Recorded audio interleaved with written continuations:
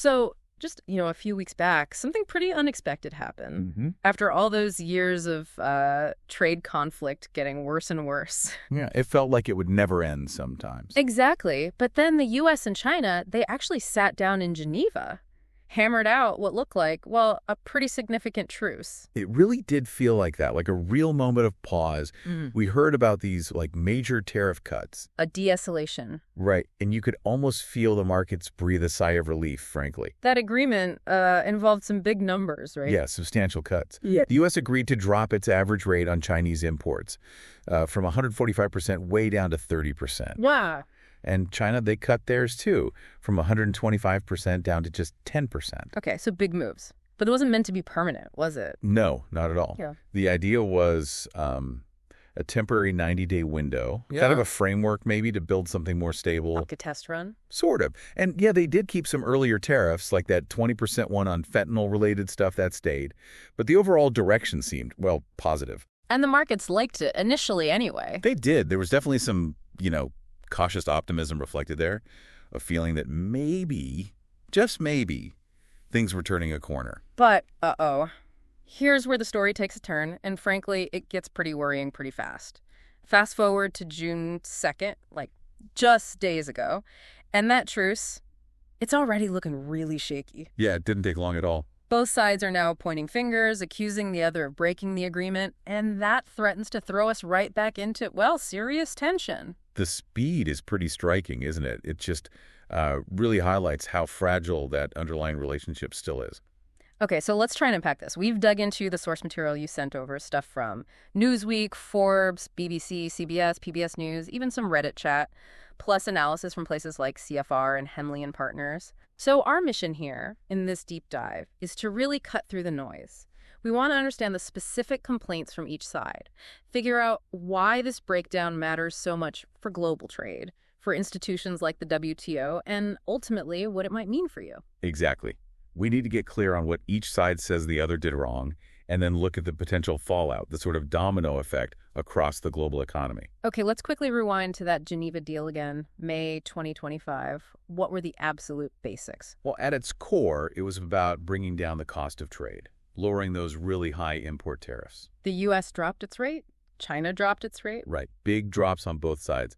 But like we said, it wasn't the final fix, just a 90-day pause, really, to let things cool down and maybe allow for more talks. A cooling off period that barely lasted. Apparently not. Let's focus on the U.S. side first. President Trump didn't waste much time making his feelings known. No, he went straight to Truth Social, put out a statement saying very clearly that China has totally violated its agreement with us, all caps. And the language was pretty intense. Oh, yeah. Very direct. Yeah. Talking about going cold turkey on China, how he made a fast deal basically to save them from some tough spot. Right. And ending with that line, so much for being Mr. Nice Guy. It definitely signals, strong feelings of frustration, maybe betrayal. But it wasn't just rhetoric, was it? Officials chimed in with more detail. Right. The U.S. Trade Representative Jamieson Greer, he acknowledged that, yes, China did remove the tariffs they said they would, technically. Okay, so what's the problem then? Well, the U.S. claim, according to Greer, is that China is slow-rolling their compliance on getting rid of other stuff, non-tariff things. What kind of other stuff are we talking about? Like what? So the sources mentioned things like countermeasures China had put in place before, blacklisting certain U.S. companies, for example, or restricting exports of things like rare earth magnets. Ah, okay, so stuff beyond just the tariff percentages. Exactly. And the U.S. side apparently expected those to go away, too, as part of the deal. Greer called China's alleged foot-dragging on this completely unacceptable. So the U.S. position boils down to, we did our part on tariffs. You didn't fully clear away these other barriers like we thought you would. That seems to be the gist of it, yeah, that the U.S. did exactly what it was supposed to do. Okay, now let's flip it. China's response wasn't exactly apologetic. Not at all. They came back hard. China's Commerce Ministry put out a statement saying the U.S. has seriously violated the consensus from Geneva. So they're firing back with their own accusations. What specific U.S. actions are they pointing to? They listed several things the U.S. did after the Geneva Agreement was reached. Things like issuing new guidelines controlling AI chip exports to China. Okay, technology controls. Yep. Also stopping the sale of certain chip design software. And then there was the plan to revoke a pretty significant number of visas for Chinese students. Targeting specific students. Yeah, apparently focusing on those with supposed ties to the Chinese Communist Party, or maybe studying in sensitive tech fields. China sees all this as the U.S. slapping on new restrictions right after they agreed to ease things up. So China's saying, hold on. We cut tariffs like we promised, but you immediately hit us with new tech blocks and visa crackdowns. That's not de-escalation. That's basically their argument. They claim these U.S. actions contradict the whole spirit of the Geneva Consensus. And how did they defend their own record? Did they address the U.S. claims about non-tariff barriers? They maintain they did fulfill their side of the bargain. Their statement said they canceled or suspended the relevant tariffs and non-tariff measures they'd previously put in place. Okay. They essentially framed the U.S. actions as provocative, saying the U.S. unilaterally provoked new economic and trade frictions and made everything more uncertain. And they had a specific response to President Trump's totally violated claim. Well, yes. They called his claim seriously contrary to the facts and pretty much told the U.S. to look in the mirror, reflect on itself, instead of unreasonably accusing China. Strong words. Definitely. And they finished with a clear warning, too, saying they'll continue to take resolute and forceful measures to protect their interests if the U.S. doesn't change course on these new restrictions. Okay, wow. So this truce just evaporates. We have these completely opposite stories, U.S. says. China didn't remove all the barriers they should have, China says. The U.S. imposed new barriers right after the deal.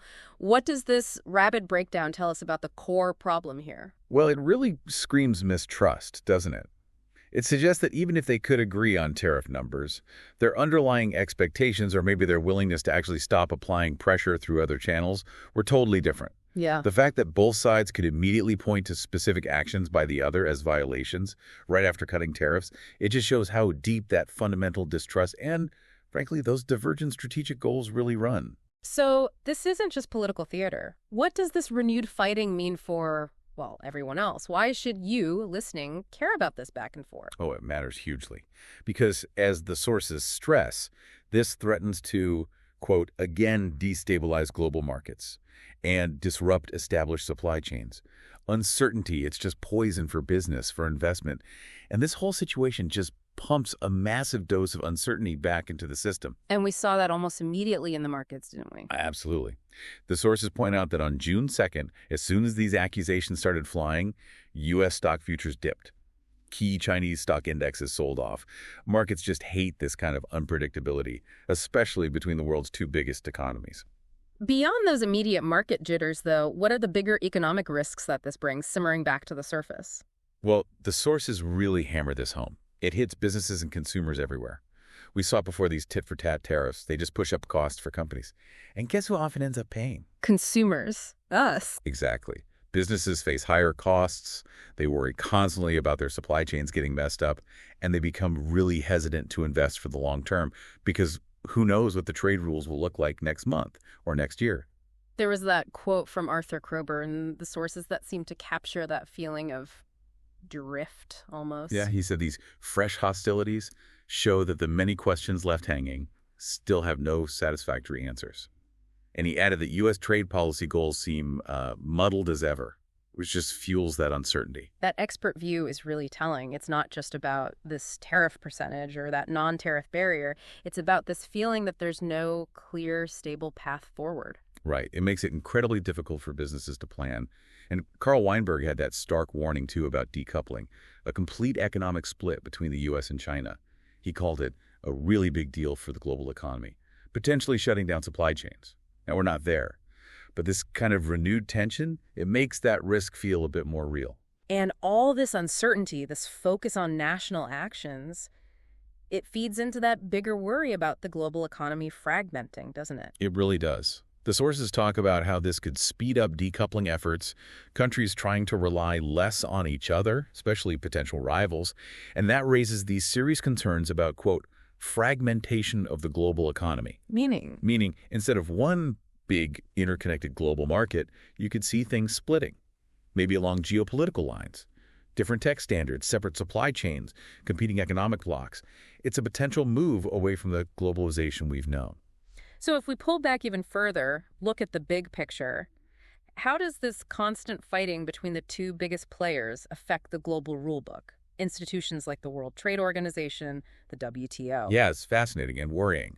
This whole U.S.-China saga really throws the challenges facing that multilateral system into sharp relief. Sources point out the WTO is supposed to be where countries hash out trade rules and settle disputes. But it's struggling. It really is, especially when its two most powerful members are constantly going head-to-head bilaterally, often taking actions outside the WTO framework. And part of that struggle is that well-known crisis with the WTO's dispute settlement system, right? Exactly.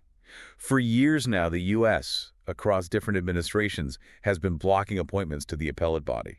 That's basically the WTO's top court for trade disputes. And without judges. It can't function. It's effectively paralyzed its ability to issue final binding rulings. The U.S. position, as the sources suggest, seems to be a preference for maybe less judicialization, more political room to maneuver, solve things directly, or use national tools rather than being tied down by international judges.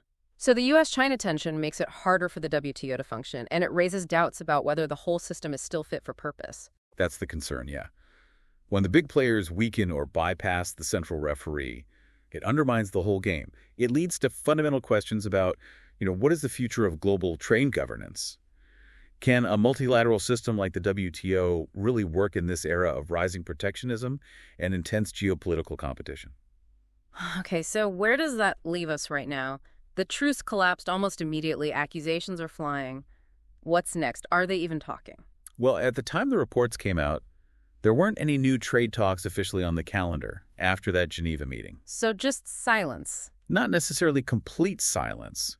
There was a slight glimmer, perhaps. Treasury Secretary Scott Bessent mentioned that talks were, quote, a bit stalled. But he also said he thought U.S. officials would probably have more talks in the next few weeks. So the door doesn't seem totally slammed shut. Okay, some hope for lower-level talks, maybe? What about the top? That's the other potential avenue mentioned. President Trump said he plans to talk on the phone with President Xi Jinping soon. A direct call between the leaders. Right. And some, like Secretary Bessent, seem to think that's crucial. He felt a direct call was needed because the issues are just so complex, so sensitive. He even mentioned that Trump and Xi have a very good relationship, apparently, implying that maybe, just maybe, that personal diplomacy at the very top could cut through the current gridlock where the negotiators seem stuck. That's an interesting angle, isn't it?